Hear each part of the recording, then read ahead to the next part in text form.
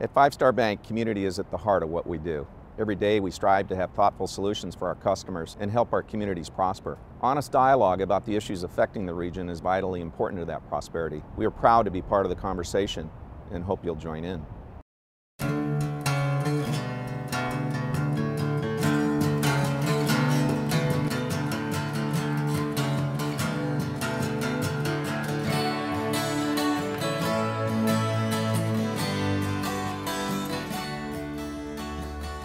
Welcome to Studio Sacramento.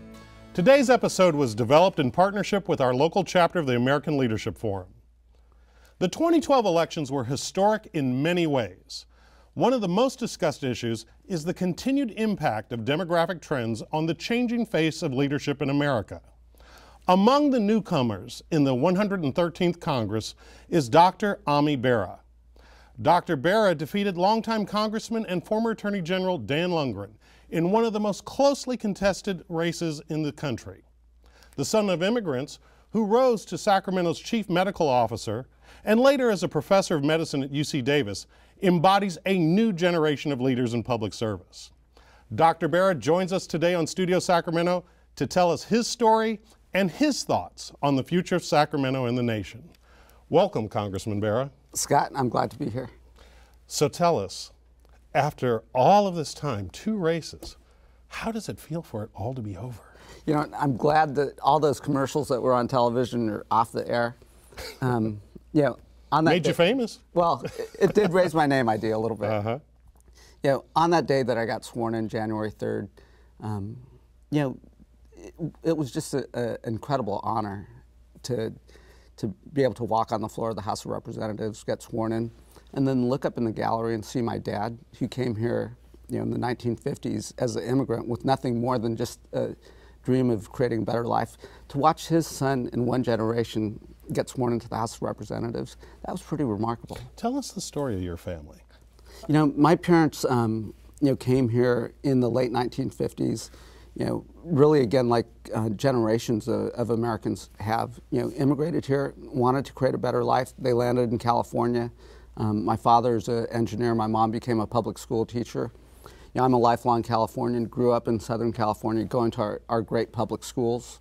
You know, I'm a product of our community colleges and then went to the University of California, Irvine for undergrad and med school. You know, I share this with folks. I paid $393 a quarter to go to med school. So I could work part-time, take out student loans, and go to 4 years of undergrad and 4 years of med school and graduate with less than $10,000 of debt. You know, we've fallen a long way. We sure have. Yeah. I mean, and the reason why I talk about that is, you know, this state and this country made investments in me and my family and in generations of Californians and Americans. And we have to get back to that context where we're investing in ourselves again. We're creating that opportunity. None of that was a handout. Yeah, I worked incredibly hard to get into college and get into medical school, but the opportunity existed. And again, I think our greatest asset is our people. Well, you know, it gets back to this whole question. There's an ongoing debate in this country about the takers versus the makers. Right. But if there aren't any takers, do you end up having makers? I think that's kind of where you're going. Yeah, and again, I wouldn't say I was a taker. I would say the country and the state made an investment in me. Now the dividend on that investment is I was able to reach my full potential, was able to become a doctor, and you know the way you pay it forward is making sure I'm investing in that next generation through our tax system, and then making sure as at the federal level and the state level, we're strategically making the right investments. It sounds so reasonable. What do you think drives the divide in being able to have a conversation that crosses partisan lines in order to get together on doing what's best for the country? Well, I think, you know, so much has been driven by the politics of winning and losing, where it's like, okay, well, if I can't win, then I'm going to make you lose.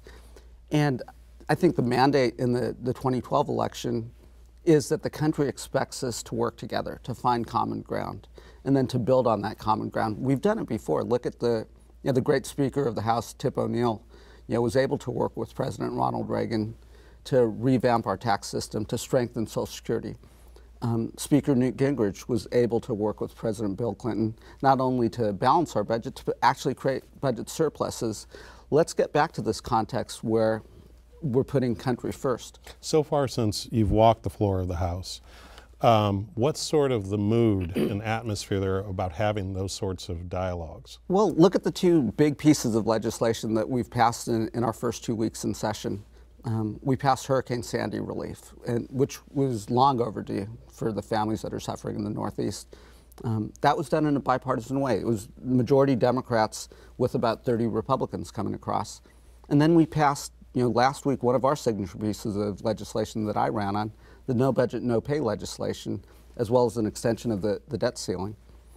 That passed with about 80 Democrats breaking with leadership, going across the aisle and voting with the Republicans. I was proud to say I was one of those that just realized this is the thing that we should be doing. We've got to put a budget together. I mean, a budget is core to what our job is. It tells us what our priorities are, how we're going to use the taxpayers' resources. And if you don't have a budget, how are we ever going to be able to address the debt and deficit? When you ran, you had never held elective office except back in college. Right, that's correct. And most people start with fire district or school board or something like that. You went to essentially the equivalent of the big show. What was the fire in the belly that drove you to run for Congress? Yeah, the fire in the belly was there are real conversations that we need to be having at the federal level within Congress. When we talk about health care, the conversation we really should be having is how we address the cost of health care. Talk to any individual, small business owner or large business owner, and it's the cost that is making our system unsustainable. The Affordable Care Act is not how I would have started approaching this. Really? It is. It lays a framework, but I would have made the cost argument. I would have brought the business community in and partnered with it.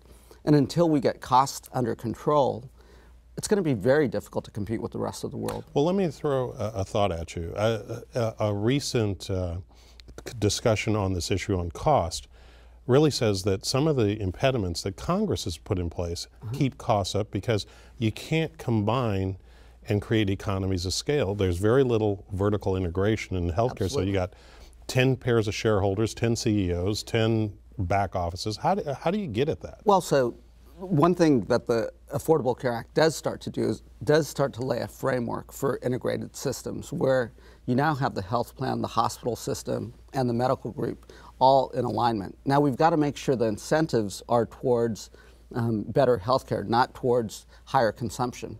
That requires us to have a real conversation. I can say this as a doctor. We've got to move away from a fee-for-service system where the more you do, the more you make, towards a system that says, how do I practice in the most efficient manner? That's not going to be easy because... As a former public health officer and someone who's followed this subject, obviously, professionally and personally for years, can you name 2 or 3 things that we as average citizens are going to see as benefits and improvements over the coming years from the passage of the CARE Act? Well, so here's a simple one. Prevention is now covered under Medicare. So that's not only going to save lives, it's going to lower costs. It's much better to cover cancer screening, diagnose the cancer early when we can treat it and save the life, as opposed to waiting until disease is far advanced. So by actually covering and then encouraging prevention, we should not only improve health, we should lower costs and become more efficient. One more thing about just being in Congress for the first time. What's a typical day like for you?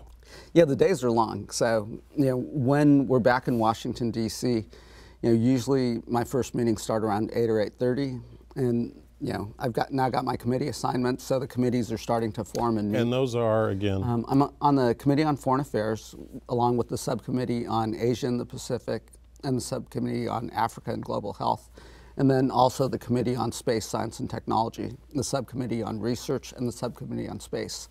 So you'll go from committee meetings, which is really where a lot of the work gets done, and our subcommittee meetings, our voting schedule, the bells will go off, and then you'll have to go to the House floor and cast your votes. And then you've got constituents and folks that are coming out to meet with you and so forth. And our goal is to be as accessible as possible to the public. When you are part of one might say, a boom of Indian American citizens who are moving into public service. On a bipartisan basis, there's Kamala Harris. Yeah. On the Republican side, Governor Nikki Haley. You have Bobby Jindal. Yeah. What's going on in the Indian American community that's bringing all of this participation? Well, I think it's a natural progression of,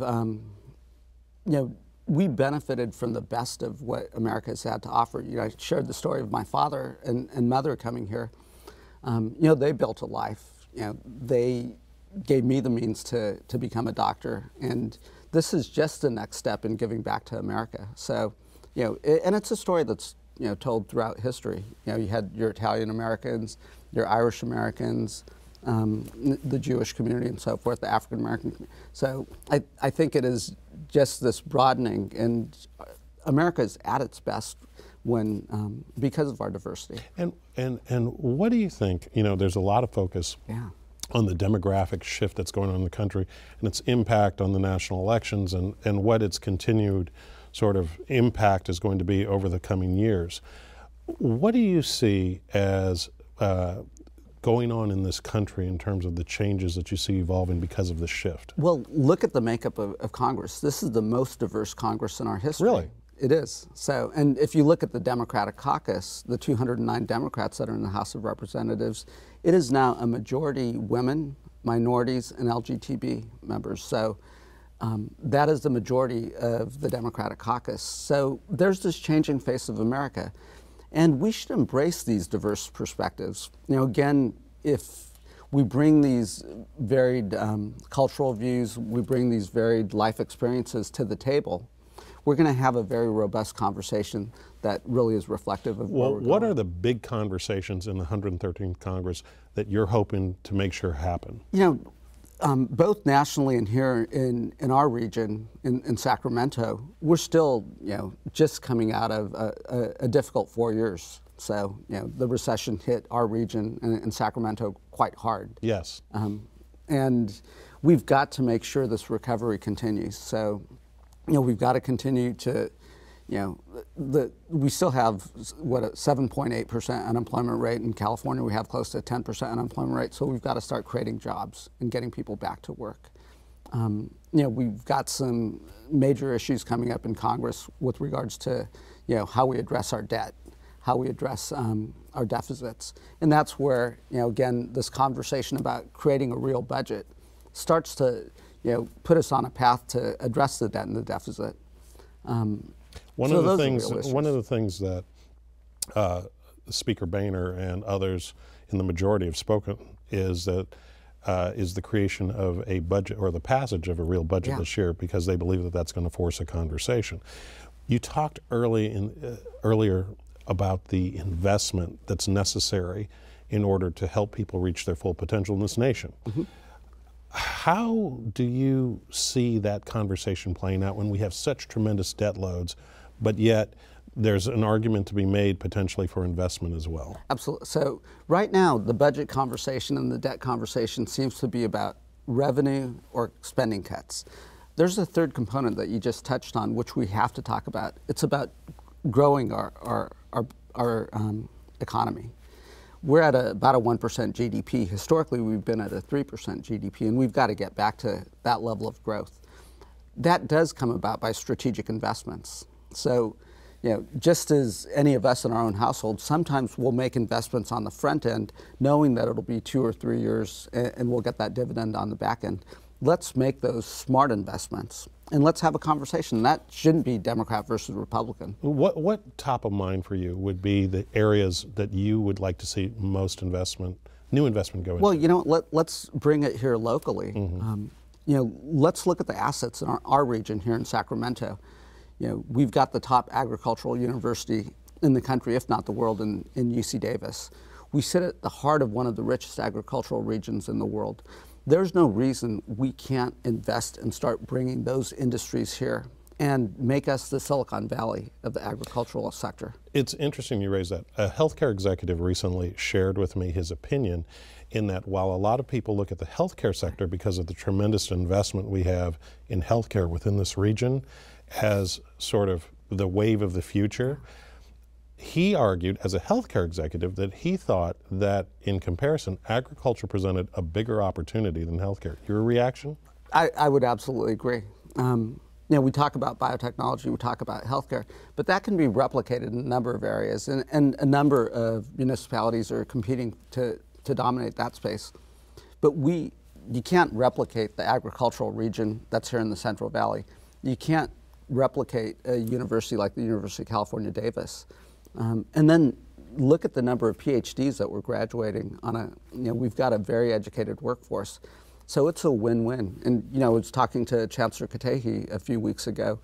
It very much fits into the model of what she'd like to see, this public-private partnership where academia is working with industry. And she's been very successful in bringing research dollars into the institution. But there's almost an upstairs-downstairs problem within this region. UC Davis and its leadership have been extremely successful in bringing research dollars into the region, particularly from the federal government and private sector as well. But Sacramento is known by many as a misfit in terms of not being able to claim its fair share of federal funding from grants, programs, things like that. As a matter of fact, some say that while our congressional delegation is very vigorous in fighting for us back in Washington, our senatorial delegation only stops by here on election years. Well, sometimes the playing field does seem to be tilted towards Southern California and the Bay Area. I think we've got a unique opportunity here, though. If you already got myself, Mrs. Matsui, Mr. Garamendi, Mr. McNerney, Mr. Thompson, and if we came together as a regional congressional delegation, there's 5 members there who can really start to push an agenda. Let's take it even one step further. What if we were able to get the local city electeds, the county electeds, and our state representatives here in a regional conversation along with the congressional representatives, and actually laid out what our 1 or 2 priorities are for the coming year or this legislative session. And then each of us has a role. At the congressional level, it could be advocating for the grants and the funding. At the state level, it could be streamlining the process so those funds get to the front line as quickly as possible. In the county and city, it could be zoning issues or whatever the topic area is. If we align those incentives, we could actually really accomplish something. So, in other words, what you're saying is that we could have a bigger voice if we found a way to work a bit more collaboratively. Absolutely. Does the congressional delegation, or do you all ever sit down and put together an agenda, so to speak? We meet as a California delegation, but I actually think we should meet as a Northern California delegation, and that is something that we've started to talk about with Mr. Garamendi, with Mrs. Matsui, and so forth, and they've been great mentors to me. Now, another big issue coming up in Congress is the whole conversation that came out of the recent violence in Connecticut, Newtown. And there's a big discussion that's going on that's actually captivating the country right now. What do you think are sort of the bedrock principles in having a sensible conversation on this? Well, first off, what a tragedy in Newtown. Our heart, Janine and my heart go out to the parents and the families that are suffering. We should have a conversation and frame it as, how do we keep our communities safe? I look at this as a dad. When I drop my daughter off at the movies or at school, I don't want to worry about her safety. So let's broaden the conversation about community safety. Now, a component of that is looking at our gun legislation. A component of that could be looking at mental health resources and services. A component of that might be, what do our kids do after school and so forth, community resources. So it's a broader conversation of how we keep folks safe. And on the topic of gun legislation, there are areas where, if you look at surveys of NRA members, 3 out of 4 NRA members agree that we should close the private gun sale loophole. That's common ground. Most NRA members think we should have a ban on extended round magazines. There's common ground. So let's at least start working on the things where we can find agreement. Well, in terms of sort of prognostications for the future, is it your sense that there's at least enough people on both sides of the aisle to have that who are willing to have that conversation at this point? You know, I think so.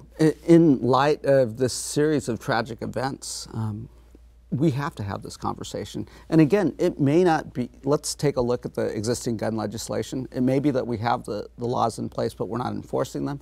It may be that we have the wrong laws in place, and maybe we should have different legislation. Another thing that we certainly should be able to agree on is let's actually collect the data. Right now, Congress has expressly forbidden the Centers for Disease Control to collect data on gun violence. Really? Yeah. So that is something that's very much within our realm. We could change that component. So I, as a doctor, collect data and send it into the CDC. Wow. Yeah. So let's talk about how it is that your work back in Washington is going to affect people back in the district and the region. What are the issues most top of mind for you that you'd like to work on locally? Well, so let's take a step back. How I'm approaching these first 3 months is we're going out there and listening to as many folks as we can here in the district. We've already done 4 Congress on Your Corners in the first 2 weeks, and we plan on doing dozens more. So we'll take the first 3 months. What is a Congress on? A Congress on Your Corner is going into a coffee shop and inviting the community to come in, and just removing barriers between the folks that I hope to represent and their representative. And it's about listening, sharing what I'm hearing, but then really spending my time listening to what their thoughts and concerns are. So we'll take the first 3 months to do that. We're meeting with as many local elected officials as possible, business leaders, the various chambers of commerce and so forth, to get a sense of where the community's at. There's already lots of conversations going on here. Next economy, SACOG and the blueprint and Valley Vision. Well, let's talk about Next Economy. Next Economy is the plan for trying to diversify our economy away from just being government sort of focused. How would you like to partner and work on this issue? Well, so we talked about one nexus, the agricultural sector. Next Economy identifies that as a real opportunity area. I see it as a real opportunity area. So it's not about creating a brand new conversation. It's about tapping into a conversation that's already taking place and then elevating it. And in terms of the opportunity area in agriculture, is that just domestic? No. So, part of the reason why I'm on the Committee on Foreign Affairs and the Subcommittee on Asia and the Pacific is there's a huge export opportunity for us. If we can open up India's markets, China's markets, that's 2 billion people that they're going to struggle to feed. Agriculture is very important to California's economy. I think it's about 35% of our economy. And certainly here regionally, we're leading this farm-to-table movement. So let's open that up. We've got a port here in West Sacramento. There's certainly real opportunity here. And in terms of the export opportunities, one of the interesting things is that because of the fact that we do have some issues with regulation, someone was on the show recently who said we make products and then send them 1,000 miles away to bring them back to California. Which is ridiculous. So part of this whole conversation is also looking at our regulatory environment, looking at pieces of law and legislation that just may be outdated and make no sense. Mm-hmm. That is part of this broader conversation of how we actually make government more efficient, and that's part of this, the whole debt and the deficit and efficiency conversation.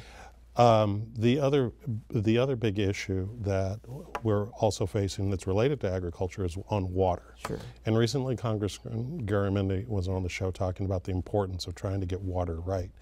And from your vantage point, are there a couple of things that we should be focusing on? Well, water politics makes healthcare look really easy.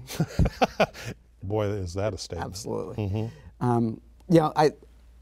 I think John's a great leader on water politics and on water, and he's been a great mentor to me on the issue of water, as Doris Matsui has been a great mentor on the issue of flood control and levee protection here in the region. The conversation that Governor Brown's obviously introduced is on the whole diversion of water, the peripheral canal, the tunnel. I think we've got to get this one right, because that's going to be a massive infrastructure investment at a time when we have limited resources. It would also be devastating to the Delta if we were to take all that water and move it south. My preference would be that we actually take a look at the end user, Southern California, the Central Valley, and make sure they're using water efficiently. Right.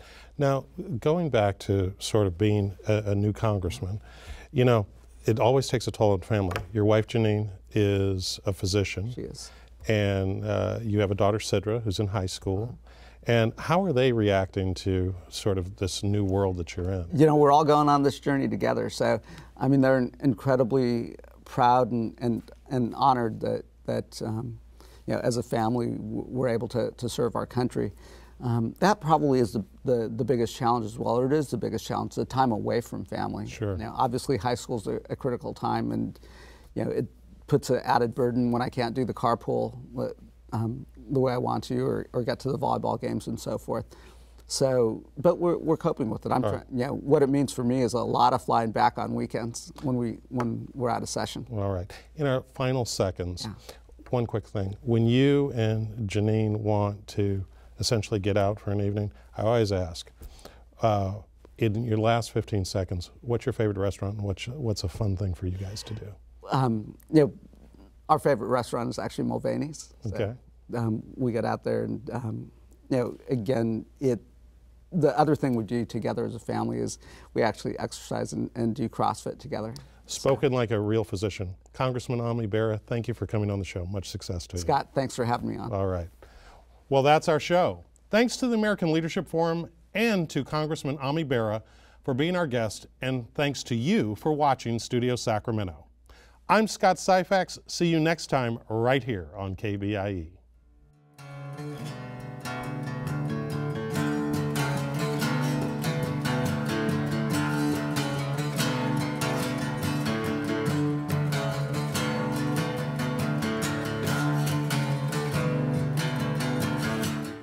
At Five Star Bank, community is at the heart of what we do. Every day we strive to have thoughtful solutions for our customers and help our communities prosper. Honest dialogue about the issues affecting the region is vitally important to that prosperity. We are proud to be part of the conversation and hope you'll join in. All episodes of Studio Sacramento, along with other KVIE programs, are available to watch online at kvie.org/video.